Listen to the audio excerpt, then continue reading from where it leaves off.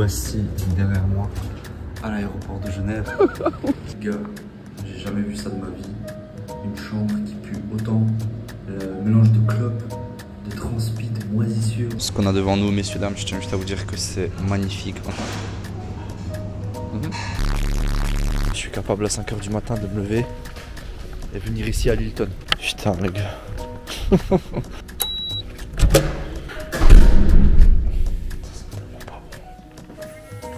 Allez, l'auberge de Gremlins là, c'est bon. La nuit que j'ai passée était une des pires nuits. Non, c'était la pire nuit que j'ai dormi dans un endroit public, genre un hôtel, auberge ou quoi que ce soit, de ma vie entière. Je n'ai jamais vu ça. L'odeur, déjà j'en ai parlé hier, elle était à vomir. Les gars, j'ai dû dormir avec un boxeur sur la tête. J'ai dû mettre un boxeur sur mon crâne. Il neige. Je viens de me prendre un flocon dans l'œil. Il y a du sable qui me tombe dessus aussi en même temps. Du sable et de la neige.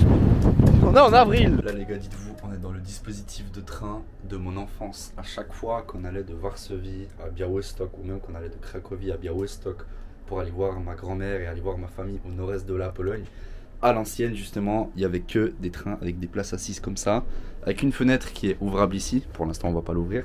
Une fenêtre qui est aussi ouvrable de l'autre côté. Normalement il y a un petit café avec un restaurant, etc. Avec une vitre, ici tu poses tes valises. Et pour beaucoup d'entre vous, ça va être rien du tout. D'ailleurs, c'est la première fois de ma vie que je prends une cabine comme ça, une place à 6 et qu'il n'y a absolument personne d'autre que moi. Il y a aussi des prises ici sur les côtés au cas où c'est nécessaire. Ici, je pense aussi, voilà. C'est la première fois de ma vie que je prends le train et que je suis seul dans une place assise comme ça. Et à chaque fois que je rentre dans des cabines comme ça me rappelle justement ces souvenirs d'enfance, ou même quand on allait de temps en temps au sud, mais aussi on allait plutôt en voiture quand on allait voir mes grands-parents à Pszczyna. Maintenant ils ont reconstruit, c'est-à-dire qu'il y a des intercities, il y a beaucoup d'intercities, je pense même celui-ci qui a des places classiques, comme dans des trains par exemple en Suisse, en France, les TGV, etc. Donc des places A2, A2, A4, A2, A2, A4, etc. Parfois il y a des trains qui ont que ça, parfois il y a des trains hybrides comme justement celui-ci, je pense potentiellement avec une partie aussi intercity du coup moderne. Et il y a des trains qui sont encore un peu à l'ancienne comme ça, ils ont tendance à circuler un petit peu plus lentement, je crois, je pense en tout cas, qui met un petit peu plus de temps pour aller à Varsovie, puisque là on en a pour 3 h et 8 minutes de trajet au lieu de, je pense, 2 h 30 pour le train le plus rapide et le plus moderne.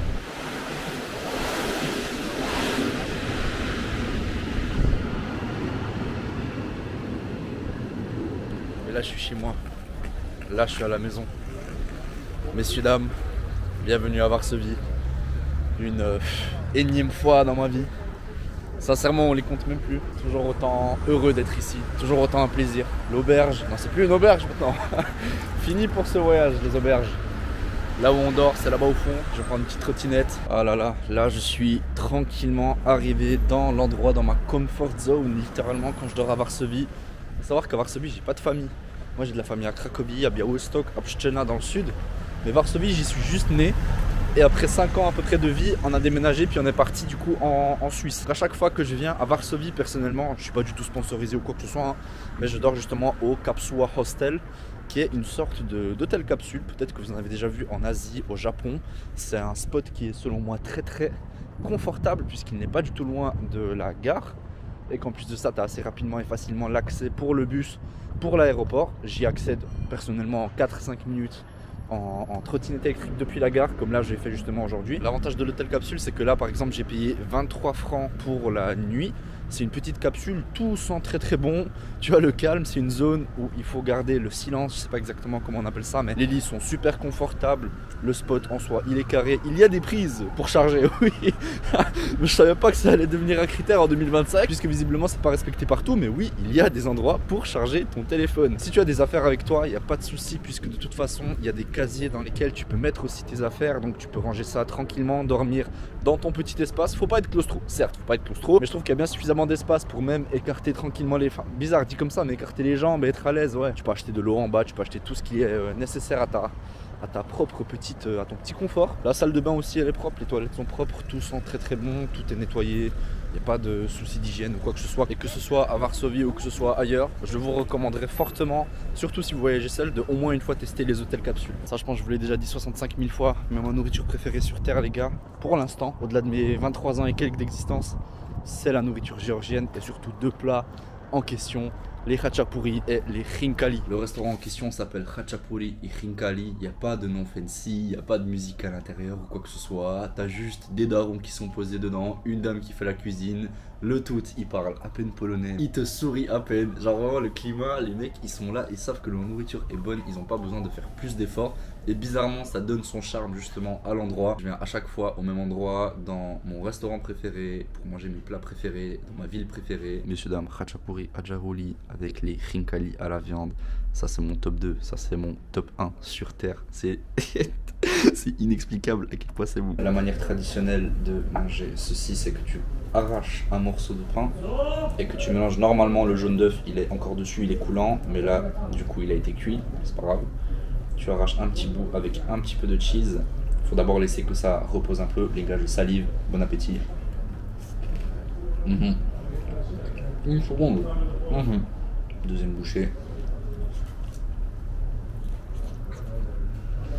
La pâte elle est croustillante, elle est un peu beurrée, c'est magnifique, c'est du pain un peu comme du pain à beurre, pas à beurre mais du pain à sandwich vraiment léger. Avec ça le fromage, on dirait du cottage cheese et de la mozzarella un peu salé lié ensemble, le fromage géorgien c'est magnifique. Et pour les khinkali, t'attrapes ça par la petite queue juste ici, pareil hein, same, tout pareil. Tu le retournes, enfin tu peux le laisser comme ça, moi je préfère le retourner, t'as plus le contrôle sur la situation. Tu mords, un petit bout juste ici. Tu embois totalement le bouillon. Allez, on va le retourner, hein. J'ai essayé de faire l'expert, ça marche pas. Et ensuite, une fois que tu as vu le bouillon qui est déjà succulent,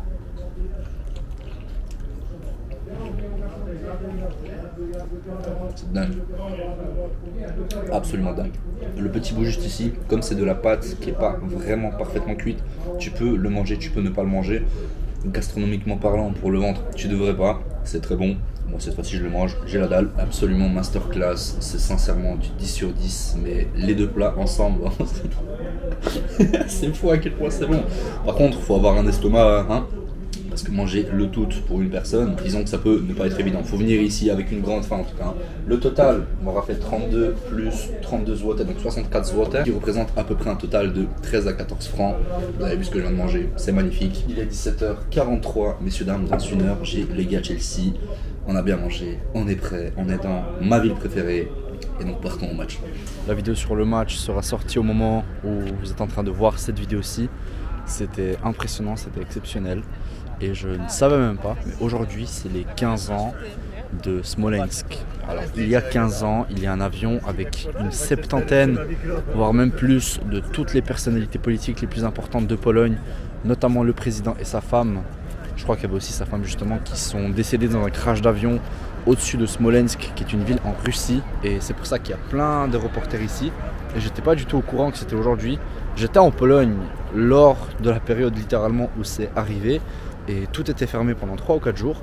Et là derrière moi, il y a des gens qui visiblement sont en train de rendre un hommage justement aux personnes décédées ce jour-là. Voilà un peu devant quoi on se retrouve. Il y a énormément de gens, il y a des drapeaux polonais, il y a des bougies, il y a des fleurs déposées. Là-bas derrière vous avez toutes les grandes tours vu qu'on n'est pas très loin de la gare et du Pałac Kultury i Nauki, qui est là-bas caché derrière la tour un peu arrondie. Je vais aller retrouver des mecs random que je ne connais pas du tout pour aller boire un verre. On va aller dans un pub, je sais même pas où on va aller. On va se trouver un petit spot. Totalement, j'allais présenter mon verre, mais mon verre est déjà terminé. On a les 3 verres terminés. Il y a un seul mec pour servir tout le monde. L'autre mec qui servait les gens, c'était un chauve. Il a servi toutes les meufs avant nous en 15 minutes. Et comme par hasard, maintenant qu'au comptoir, il n'y a que des mecs, comme par hasard, là, il n'y a plus personne qui est servi. Et comme par hasard, il est parti. Là oui.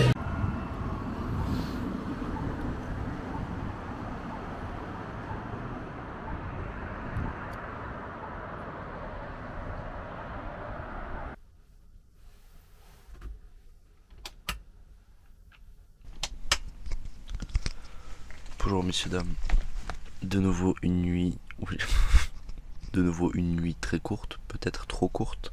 Je suis en train de voir, vous savez j'ai une Garmin, je me suis acheté une Garmin qui traque aussi un peu le sommeil.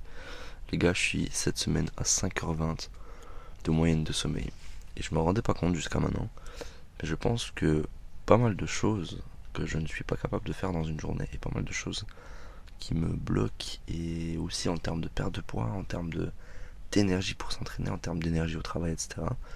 J'ai un gros souci de sommeil, je ne dors pas assez, alors que normalement je peux te dormir 8-9 heures. C'est juste que je ne prends pas assez le temps de dormir et je fais parfois trop de choses, je bouge dans trop d'endroits différents pour me permettre de vraiment faire une grosse nuit récupératrice. J'ai pas le temps de continuer à débiter là-dessus. Il est 8h35 actuellement. J'ai mon train à 9h. J'ai mon train à 9h, je suis encore à l'hôtel. J'ai le train dans 6 minutes. 6 minutes. Il pleut. Je commence tellement bien la matinée, les gars. Déjà, je glisse dans des escaliers mouillés, sous la pluie. Je me tape la trotte sous la pluie, donc j'ai les fesses mouillées et douloureuses. Je rate mon train, le nouveau billet 170 watts, ce qui représente à peu près 35-40 francs, encore dans le cul. J'ai tellement eu un voyage remanié, bougé de tous les sens, douloureux maintenant au cul aussi. J'ai à peu près 40 minutes avant mon prochain train, cette fois-ci direction, je crois que c'est un bus, je sais même plus, direction l'aéroport. Je dois aller manger un petit coup, on est de retour à Gdańsk. Ça fait du bien, parce qu'il y a un peu de soleil, et qu'il n'y a pas trop de vent. Et qui fait un peu plus climat de ce que j'ai vu les derniers jours en Suisse que ce qu'on a pu vivre hier, avant-hier. Il neige. Je viens de me prendre un flocon dans l'œil. Il fait beaucoup plus calme, beaucoup plus agréable. Je pense qu'on tourne autour des 8-9 degrés. Vous connaissez déjà l'adresse, bien évidemment. Obligé de m'arrêter dans un bar Mleczny. J'attends mes pierogi. J'ai ici un racuch, c'est un dessert polonais avec un compote. Et avec tout le respect, j'ai pas beaucoup de temps, donc on va directement s'attaquer au dessert. Et la star du show, il y en a énormément. J'ai payé le tout 7 francs avec ceci et ceci juste là. Ils sont fumants de l'intérieur avec, je crois, un petit peu d'oignons. Comment on appelle ça? Des oignons croustillants là. Courir avec un sac rempli d'affaires, avec un autre sac dans la main. Je déteste la sensation. Je déteste.